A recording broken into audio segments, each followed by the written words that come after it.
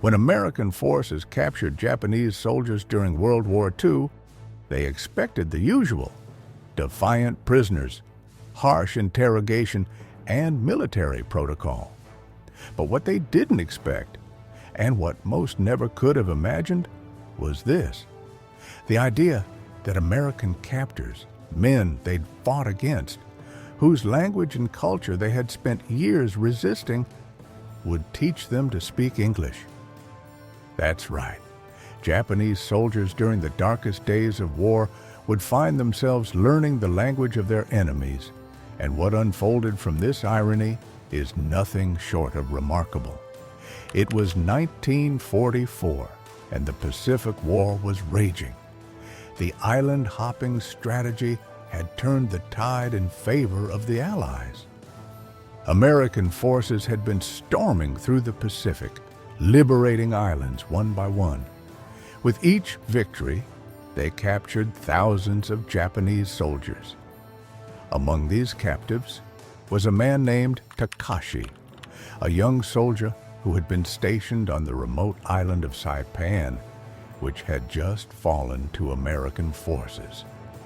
Saipan's capture marked a turning point, but for Takashi, it meant something far more personal: capture by the very enemy he had been taught to despise. The moment he and his comrades were taken prisoner, Takashi was terrified, confused. The Japanese Imperial Army had always drilled into its soldiers that to surrender was a dishonor, something worse than death.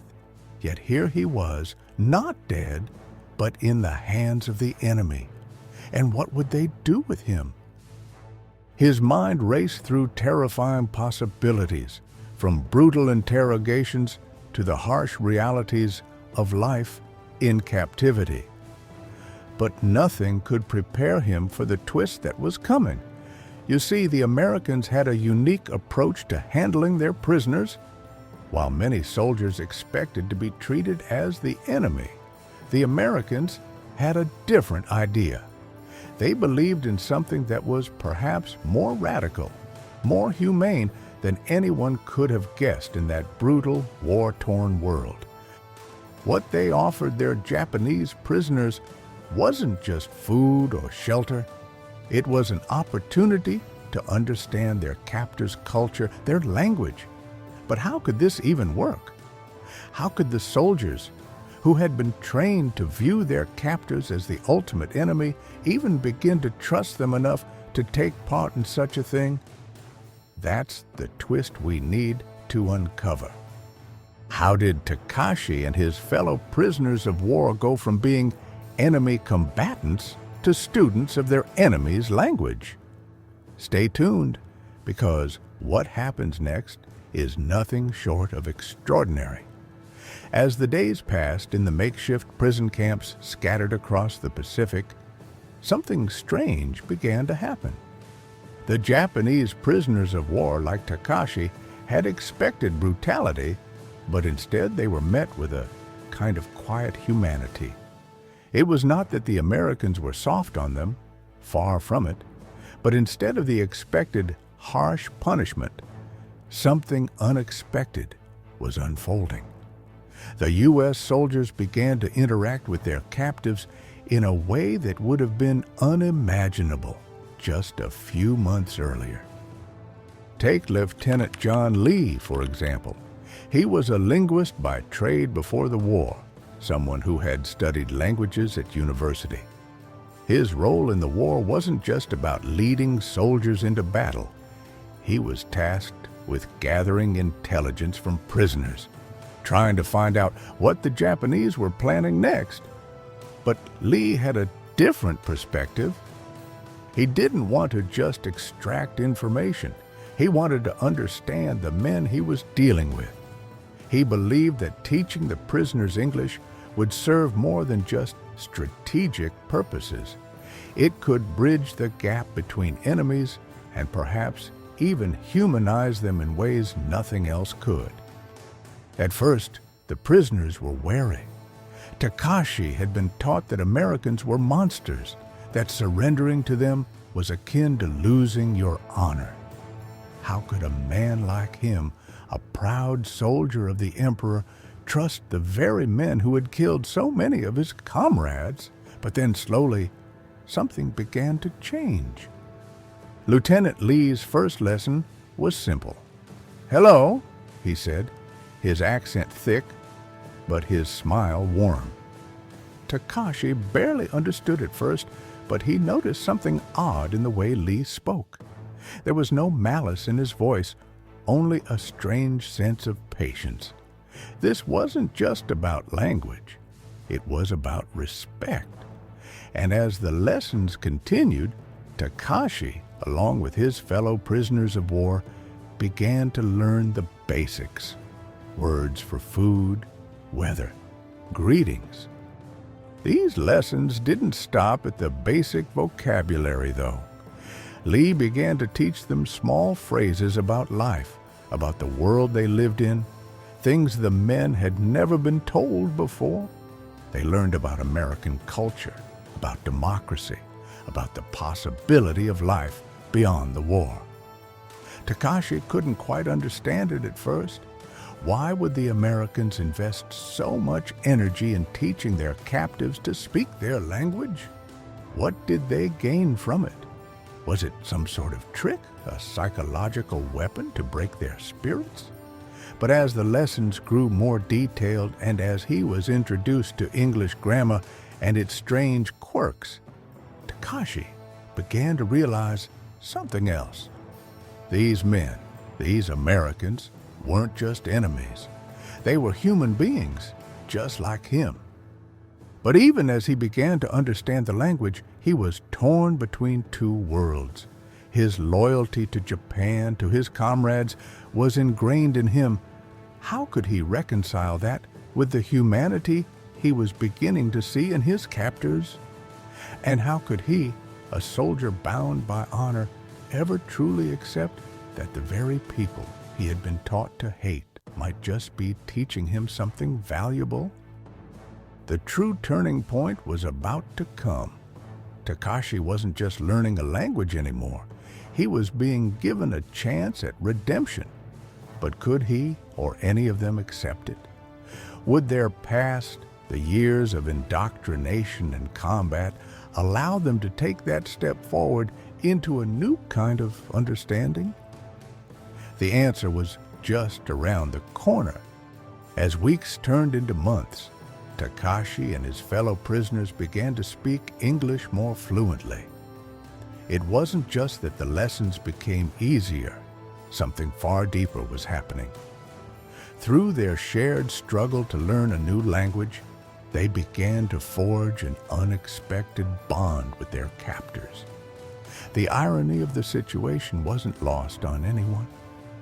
Here were soldiers, once bitter enemies, now exchanging words, stories, and even laughter, all thanks to the simplest of tools, language. One afternoon, Takashi sat with Lieutenant Lee under the shade of a tarpaulin tent. The war, it seemed, was a world away. They were no longer just captor and captive. They were two men, separated by culture and history, but connected by a common desire to understand one another. Takashi, still hesitant, began speaking in halting English. "My name, Takashi," he said, unsure of the words. I fight for Japan."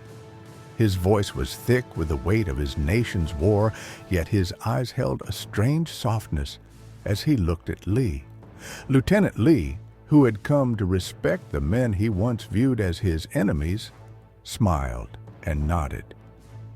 "Takashi, that's a good name. In English, it's like Thomas." He said the name slowly, trying to explain. For a moment, the two men shared an understanding, a glimpse of the humanity they had once believed to be lost forever. But the real breakthrough came when Takashi was taught something deeper than the language itself. One day, Lee asked him to read aloud from a book of American history, something light, something simple. As Takashi read about the founding of the United States, about the ideals of freedom and liberty, he couldn't help but notice how different the American worldview was from the one he had been taught. The very principles of equality and democracy seemed alien to him, yet strangely appealing. It was a revelation. This was the turning point for Takashi. No longer was he just learning words or phrases. He was learning a way of thinking, a new perspective on the world. The more he understood English, the more he understood that there was more to his captors than just soldiers with weapons. They were men with ideals, with dreams of peace, even amidst the horror of war. But it wasn't just Takashi who was being changed. His fellow prisoners, many of whom had been skeptical at first, began to open up as well. They started teaching each other, discussing the lessons with newfound enthusiasm. A few months earlier, they had seen the Americans as enemies, as a force to be resisted at all costs. Now, they were beginning to see that there was something shared between them, a desire for survival, for understanding, for something more than the violence they had all been trapped in. And yet, despite this shared humanity, there remained the looming question. What would happen when the war finally ended? Would they return to their countries, back to their old lives, their old loyalties? Could the lessons they'd learned, the language they now spoke, truly change the way they saw the world? The day the war ended and Japan surrendered, everything changed for Takashi and the others. But the true test of the lessons they'd learned, lessons of understanding, of language, and of humanity, was only just beginning. When the war ended, Takashi and his comrades were repatriated, sent back to Japan, where the world they returned to felt foreign. They had learned English, but more importantly, they had learned to see their former enemies as people, not monsters. For Takashi, this shift was profound. He would never forget the kindness and humanity shown to him in captivity. It wasn't just a war that ended that day. It was the beginning of a new understanding.